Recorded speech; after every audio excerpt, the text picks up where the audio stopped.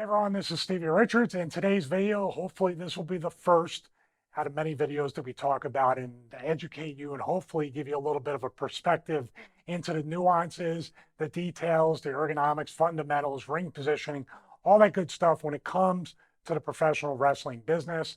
In this video, we're going to talk about Zoey Stark's Z-360 finish.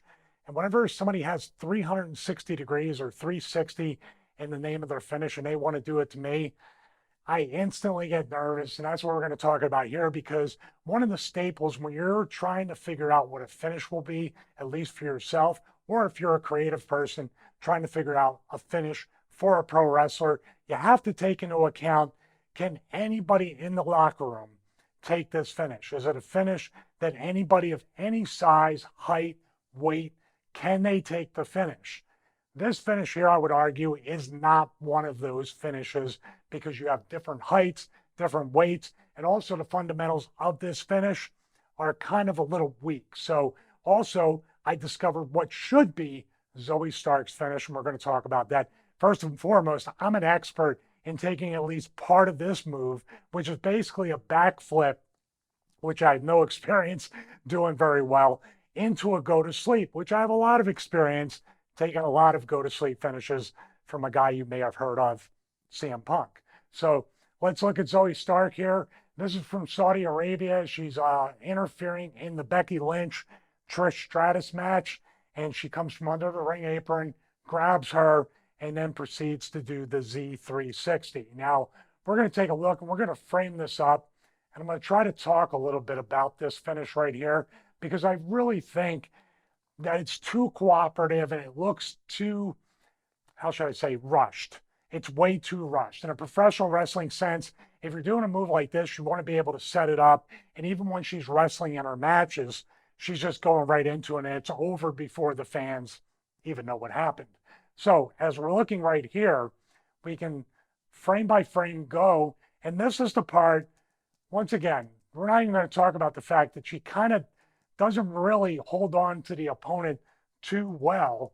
But right here, when you're upside down like this, what I'm looking at, and we're going to bring out the stylus and talk about this as we have it paused, this right here can lead to a lot of trouble because her head right here is upside down and she's got to bring this knee up right here in order to make that work. So you got the head, you got this much, which isn't much space at all that you got to work with on here. So that makes it really dangerous. And as we're coming back, just as the knee comes up, look at how close that is to her head. Now it doesn't hit her in the head, but it's very close to hitting her in the head. And we're going to go right to the spot. Now this was the thing that I was looking at. When I first saw this, Becky was bleeding after this sequence and in the ring. I'm not sure how she got busted open, but initially I thought she got busted open. But look, the knee's right there. So she's not really busted open because this knee here would definitely hit her in the nose. Now, she could bite her lip or do something like that because she's getting kind of jaw jacked back like this. But really, when you look at it after it's over, her knee never touches that. So if you're even talking about a standard go to sleep, this knee right here needs to go underneath the chin. Like I said, I have a lot of experience taking that finish. So Punk would always either put it on the chest or literally right under my chin and let me take a back bump. Of course, as we back this up, just really quick, of course, she's jumping in and trying to get this done before the ref turned around. But as I'm going to show you during our match, she doesn't do anything to set this up besides using the move that I think should be a finish. And then what we have here is just rushing in and then throwing in the ring. This is kind of an outlier. Obviously, she's going to have to throw her right back in the ring here, and it's over. But I want to point out here, too, that I thought Becky had broken her nose. But as we come back here, her nose doesn't look like it's broken. It looks fine right there. I could be wrong. Could be she caught her, or she could have just stuffed her nose there because it was a pretty tight move, but I'm not quite sure about that. Now let's go to the next match here. All right, this is her against Natty. So as she's about to do this move to Natty Neidhart, once again, we're talking about it's rushed. There's no setup. There's no thing where she is walking around the ring, showing everybody what she's about to do. She's literally just going right into the finish. And it might be inexperience, it might be her being nervous, or it just might be the fact that she just wants to rush right into it. So here's the finish once again. And as we look, she's flipping upside down.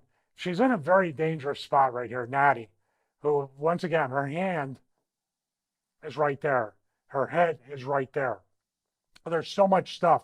She's upside down. Where's she going to land on her feet on the mat under here? What's going to happen? It's so tight. Even Zoey could end up getting hurt during this move. So the risk to reward factor in here is completely, the ratio is not very good if you're a worker, just my opinion. And Natty gets hit with it. This time, look, every single time's a little different. She literally put the knee, which I think has a knee brace, right up in the Natty's chin right there. Is it underneath the chin? Maybe, but the point of the knee is meeting the face instead of the thigh. So she took care of Becky, but with Natty, I don't know if she's being as careful in that regard. And even Natty, when she goes down, in a weird sell, grabs the back of her head. I don't understand why she would do that. Why are you grabbing the back of your head when you literally got jaw jacked, or the illusion of being jaw jacked, or in this case, really got caught in the chin or the jaw? But that is not a good. Now, this is the move I believe that she should use as a finish as we go right here. And I know something about the super kick. Her super kick is boom. I mean, it could be real because we're looking at right here. That could be real. There's really no space right there. It's kind of a close up, so you're not really sure. But bam. Now, if the super kick is a way to lead into the Z-360, the backflip into the go to sleep, because that's exactly what it is, that kick is more devastating in my opinion, not because I used to do the finish when I wrestled, but because there's an audible sound, usually the leg thigh or the thigh slap, and she can take a clean bump and you can cover. Here, before she has a chance to even sell this, she's already in the finish. And here we go right here. Now look, she's not really gripping her here. It's just guiding her with that arm. And of course, very dangerous. Once again, the head being so close to the knee right there, just too much risk versus reward. Now, once again, she's catching her in the chest area or even down into the stomach. Her head is up here. It's just a random thing. And to me, it's got to be consistent. That kick could be very consistent right there. And I'm not saying I'm not a fan of this girl's work or what she does. As a matter of fact, she looks legit. She looks like she could actually beat up most of their girls and even some of the guys on the roster. But this particular move, I just think they should have debuted her with the super kick, since I think Shawn Michaels is a huge fan of her work. Why not use the super kick? Call it the Z kick, the Zoey kick, call it whatever you're going to call it. But 360 backflip or 180 backflip onto your feet, taking a go to sleep, in my opinion, it's way too convoluted. Way too many things can go wrong. And you cannot, and here's a locker room thing, you cannot do this finish to everybody unless you're a legitimate power lifter that can lift the biggest girls, say Nia Jax, even the tall girl, Raquel Rodriguez. That could be dangerous, or she's going to be hit so low and act like she got knocked out. It just doesn't make any sense. So I want to leave with this. Like I said, I want this to be more of an educational, positive, productive type of category of content.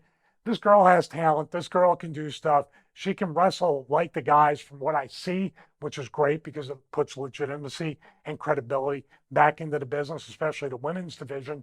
But this finish here, like I say, risk versus reward, which you'll hear hopefully in future videos if you like this type of content. the risk versus reward isn't worth it. So that's my take. What I'm aiming to do with this content is help the younger talent, remind myself how to be a better worker if I ever decide to get back in the ring. Who knows, 51 years old, could happen. But mainly to help and mainly to present the nuances, the little details in the professional wrestling business to each and every one of you out there. I hope you enjoy it. Leave a comment below and check out the other content. Thank you guys so much. God bless you. Have a great day.